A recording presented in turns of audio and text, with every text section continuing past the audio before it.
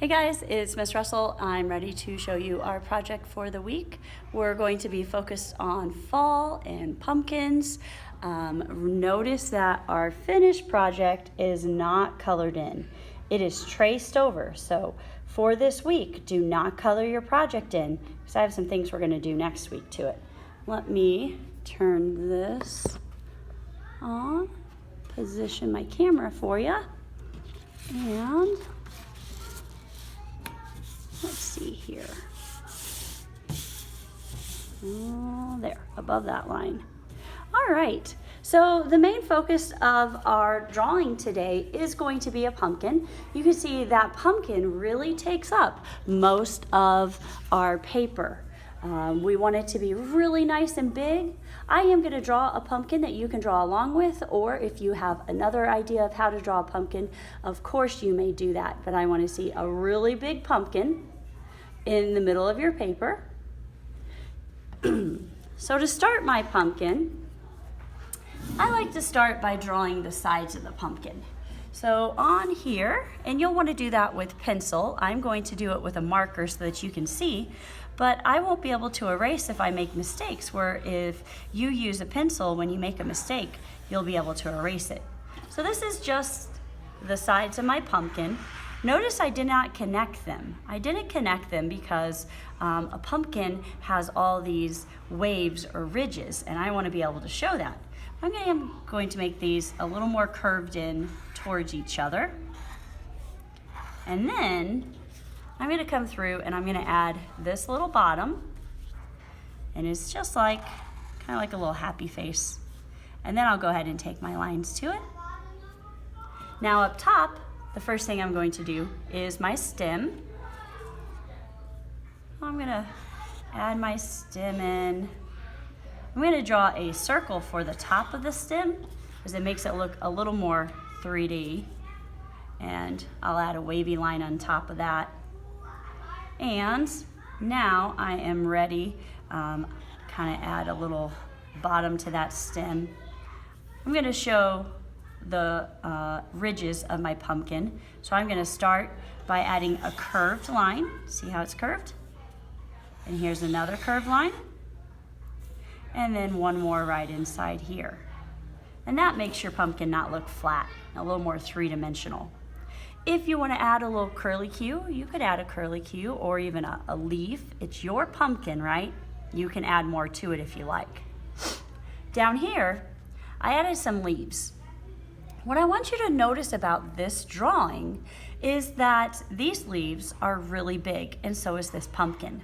That's because it's really close to us. So anytime you're doing artwork, if something is super close to you, you draw it big. Kind of like if I bring this marker up to the camera, it looks really big. But when I take it further away, it starts to look smaller. So if you look at my drawing here, you can see this pumpkin is super close because it's really big. But then over here, this pumpkin's a little further away. It's like in a pumpkin patch. And because it's further away, I drew it smaller. And up here, another pumpkin that's further away, I drew it smaller.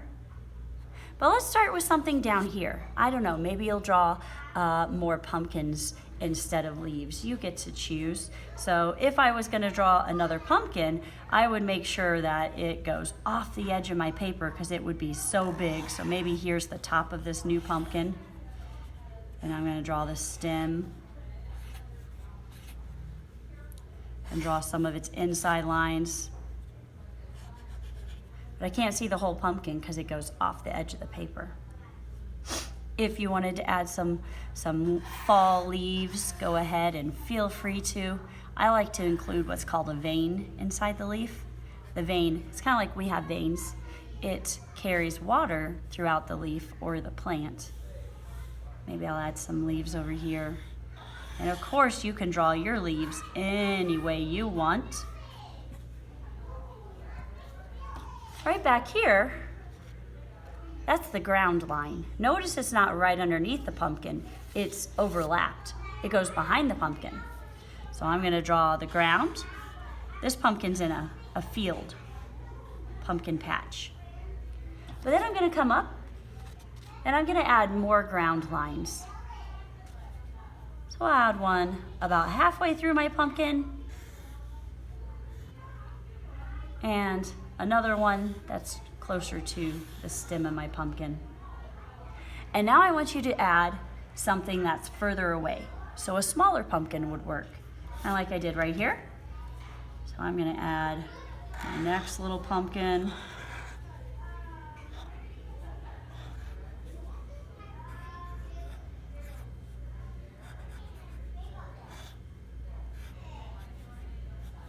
A little harder with my marker. It gives me really thick lines. But I like to add a little dirt around it too, so a little ground line. And maybe back here, as it goes further up in the page, it gets even further away. So I need that pumpkin to be a little smaller.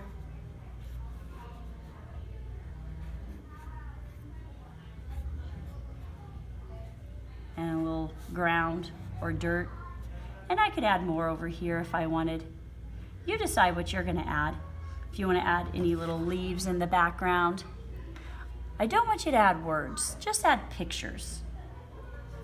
When you're done with that, then we're going to trace. I'm not going to color in.